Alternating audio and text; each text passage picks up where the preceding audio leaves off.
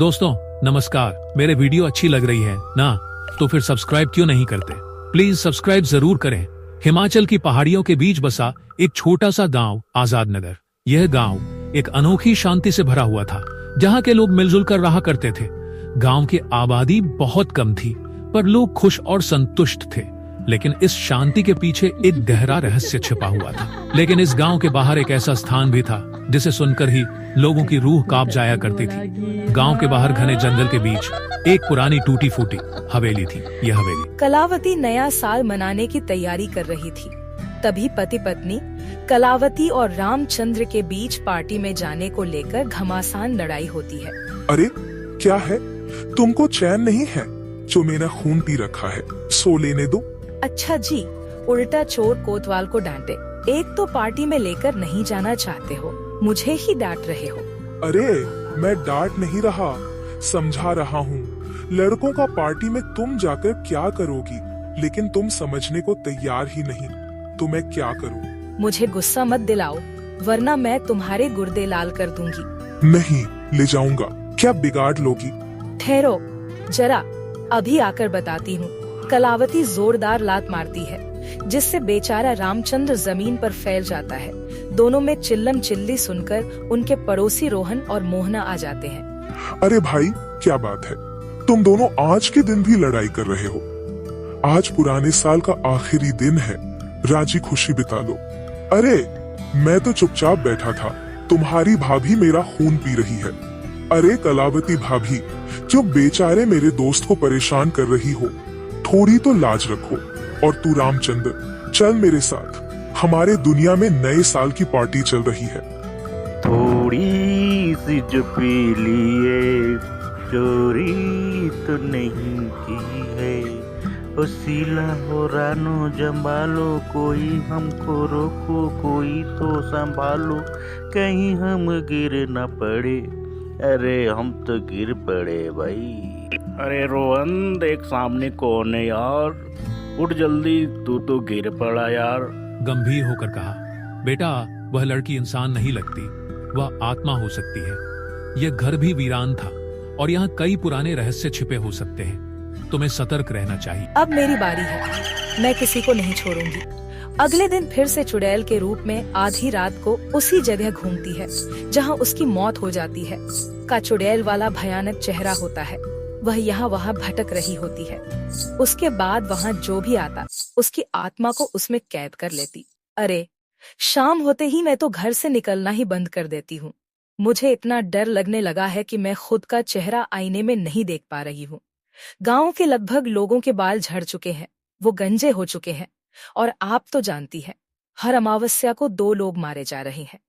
इस बार किसका नंबर है पता नहीं, और यह सब कौन कर रहा है, इस बारे में किसी को कुछ नहीं पता। गांव वाले पूरी तरह दहशत में होते हैं। उन्हें अमावस्या वाली काली रात का इंतजार था, जिस रात को 2 लोग मारे जाने वाले थे। जो लोग मारे जाते थे वह सम्मोहित होकर जंगल पहुंच जाते और उनकी लाश जंगल में मिलती। और इस अमावस्या को भी 2 लोग मारे जा चुके थे।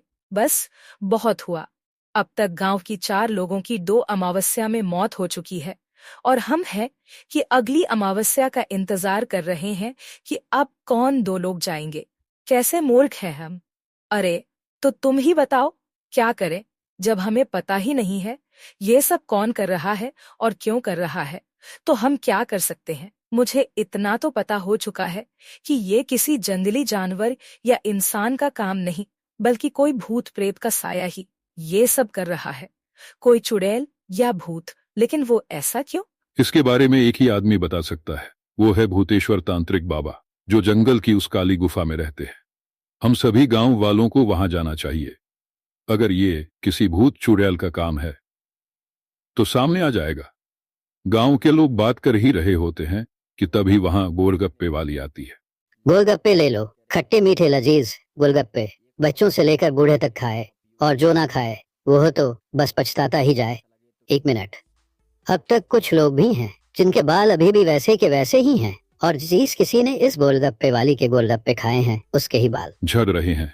कहीं यह गोलगप्पे वाली कोई राज अपने अंदर समेटे तो नहीं बैठी। रामू काका, राजपाल काका, सुमित्रा काकी, यह लोग गोलगप्पे से दूर भागते हैं। इन्हें बाहर की चीज पसंद नहीं। और बाकी गांव के बच्चे, बूढ़े, जवान, सभी ने इस औरत के गोलगप्पे खाए हैं। और जब से यह औरत गोलगप्पे बेचने आने लगी है, तभी से लोगों के बाल झड़ने लगे हैं। करीब 1 महीने से अब गांव के लोग उस गोलगप्पे वाली पर नजर रखने लगते हैं। देर शाम जब गोलगप्पे वाली अपना ठेला लेकर जंगल की तरफ बढ़ती है, तो गांव के 2 लोग उसका पीछा करते हैं। और जब वह जंगल में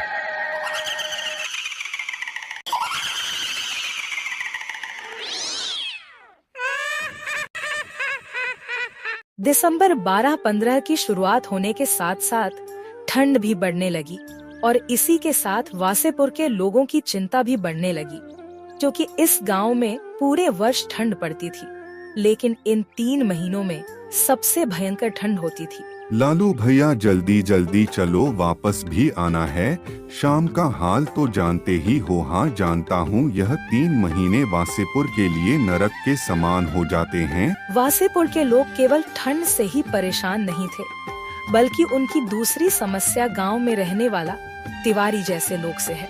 ठंड हर रोज होती थी, वैसे ही तिवारी से झगड़े भी हर रोज होते थे। मैं जानता हूँ कि तुम लोग ठंड से बहुत परेशान हो, इसीलिए मैंने फैसला किया है कि मेरे गोदाम में जितनी लकड़ियाँ हैं वो सभी गांव वालों में बांट दूंगा। मुखिया जी, आपका यह फैसला बहुत सही है, इससे गांव वालों को बहुत मदद मिलेगी। आप हमेशा गांव वालों की परवाह करते हैं। क्या सोच रहे हो तिवारी, इस भयंकर ठंड में गांव वालों की मदद करो। तुम्हारे पास तो कई सालों की लकड़ियां रखी हुई हैं। देखिए मुखिया जी, यह गांव वाले ठंड में चाहे जैसे रहे, लेकिन मैं अपनी लकड़ियां बिल्कुल नहीं दूंगा। और फिर यह ठंड तो हर साल आए, मैं कहाँ तक इनकी मदद करूंगा। जब गांव वाले कभी मेरी मदद नहीं करते तो भला मैं उनकी मदद क्यों कर। मुखिया जितने नम्र और दयालु प्रवृत्ति के थे, तिवारी उतना ही कठोर, झगड़ालू और दुष्ट है।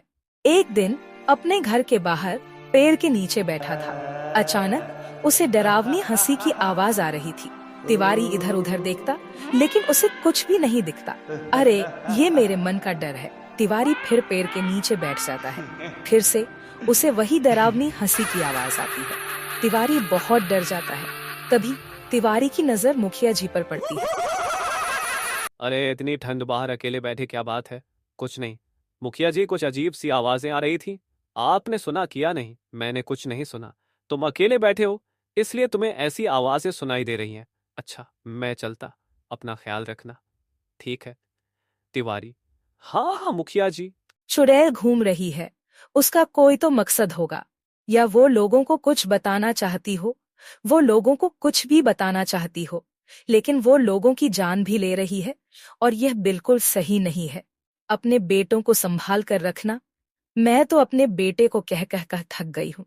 रात के समय उस पेड़ के मत जाना, लेकिन आजकल के बच्चे भूत प्रेत जैसी चीजों को मानते ही कहाँ है। यह तो तू बिल्कुल ठीक कह रहा है।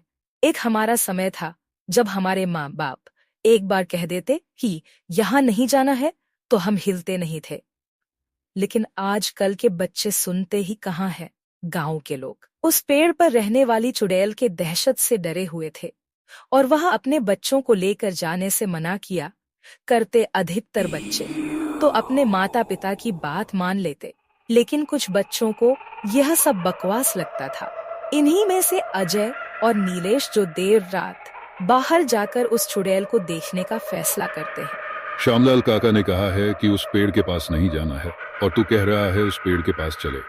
अगर तुझे मेरे साथ आना है तो तू आ सकता है, वरना मैं कमलेश को अपने साथ ले जा रहा हूँ। अरे, मैंने कब मना किया कि मैं नहीं आ रहा? मैं तो बता रहा हूँ कि काका, अगर हमें पेड़ के पास जाते देख लेंगे तो वो फिर हमें सुनाएंगे। वो मेरा बा श्यामलाल है, मैं उन्हें अच्छे से जानता हूँ। तू चिंता ना कर, मैं बाकी की चीज संभाल लूंगा। अभी अभी पेड़ के पास चलते हैं, शाम हो चुकी है। हमें उस चुड़ैल को भी तो देखना है। क्या पता उस चुड़ैल के नाम से लूटपाट होती हो, कहीं ऐसा ना हो कि हमारे साथ भी लूटपाट हो जाए। इतना कहने के बाद नीलेश और अजय दोनों ही पेड़ की तरफ निकल जाते हैं। शाम हो चुकी थी, रात का अंधेरा छा रहा था। दोनों उगते हैं, इतना मजा आ रहा है। वैसे यहाँ आसपास तो कोई नजर भी नहीं आ रहा। हमने कई राउंड लगा लिए हैं, लेकिन कोई दिख भी नहीं रहा। मैंने कहा था ना, यह भूत प्रेत कुछ नहीं होते। किसी ने झूठी कहानी ला दी। गांव वाले भी इस कहानी को मानकर बैठ गए हैं। हो सकता है किसी की किसी से दुश्मनी हो और वो हाईवे पर मार का चले जाते हो और नाम आ जाता है चुड़ैल का। इतना कहकर अजय और नीलेश घर की तरफ बढ़ने लगते हैं।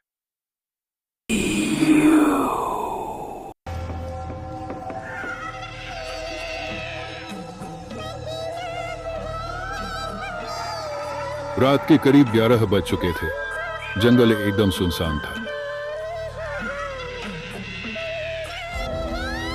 लेकिन उस औरत को बचाने के चक्कर में अजय और नीलेश खाई में गिर जाते हैं और दोनों बुरी तरह गिर जाते हैं, जिसके बाद उनके बचने की कोई उम्मीद नहीं रह जाती। अब पता चला इस हाईवे पर किसका राज है। अब अगली सुबह गंभीर होकर कहा, बेटा वह लड़की इंसान नहीं लगती, वह आत्मा हो सकती है। यह घर भी वीरान था और यहाँ कई पुराने रहस्य छिपे हो सकते हैं। तुम्हें सतर्क रहना चाहिए। अगले दिन सुंदर ने गांव के बुजुर्ग हरिकृष्ण काका से इस बारे में बात की। काका, कल रात हमने किसी के रोने की आवाज सुनी, क्या आपने कुछ सुना? हरिकृष्ण काका हंसते हुए बोले, बेटा यह तुम्हारा वहम है। जंगलों के बीच रहते रहते दिमाग ऐसी आवाजें गढ़ लेता है। कोई जानवर रहा हो। अब मेरी बारी है, मैं किसी को नहीं छोड़ूंगी।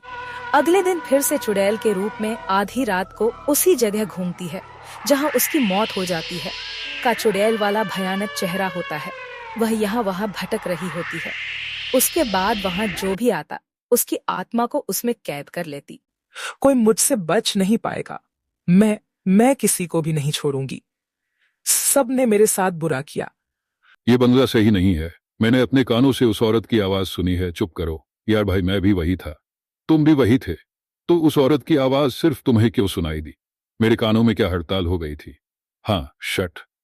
अब सुंदर, हाँ भाई इतना मत घबराओ, लेकिन सुंदर भाई जैसा तुम सोचोगे वैसा ही तुम्हें महसूस होगा। तुम बार बार उसी बारे में सोचोगे तो तुम्हें वही सब नजर आएगा, वही महसूस होगा। अब चुपचाप सो जा, वरना ठंड में जल्दी ठंडा हो जाएगा। वैसे भी बंगले कि दीवारों को शांति पसंद है, हल्ला नहीं अभी सो जाते हैं। लेकिन सुंदर को रात में नींद ही नहीं आती। वह हर वक्त बस उस आवाज के बारे में ही सोचता है। तभी उससे कमरे का दरवाजा अपने आप धीरे धीरे खुलते हुए दिखाई देता है। यह क्या? यह दरवाजा अचानक से कैसे खुल रहा है? यह सब क्या हो रहा है? दरवाजा अपने आप खुल जाता है और सुंदर उठकर हिम्मत जुटा खुद दरवाजे के पास जाता है। तभी वह एक काले साई को फौरन सीढ़ियों से नीचे की तरफ भागते हुए देखता है। यह देख सुंदर की सांसें त्यों से वहां कांपने लगता है। कौन था और यह क्या? यह पेपर, इस पर तो खून की स्याही से लिखा है, मैं तुम सबकी जान ले लूंगी। तभी सुंदर बहुत ज्यादा डर जाता है और वह तुरंत अपने भाई को उठाकर उन्हें सब कुछ दिखाता है, साथ ही वह पेपर भी दिखाता है।